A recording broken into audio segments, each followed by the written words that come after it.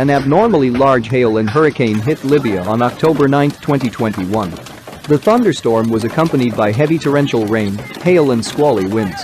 During the day, 30 millimeters of precipitation fell in the city, according to eyewitnesses in social networks. Gusts of wind broke trees, the minaret of one of the mosques fell, and several cars were damaged by falling trees.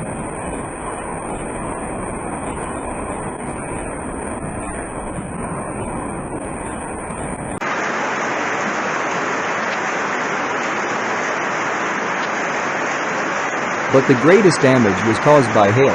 The diameter of the hailstones falling from the sky reached 15 centimeters. They easily pierced the roofs of houses and damaged cars. In total, about 100 cars were damaged in the city.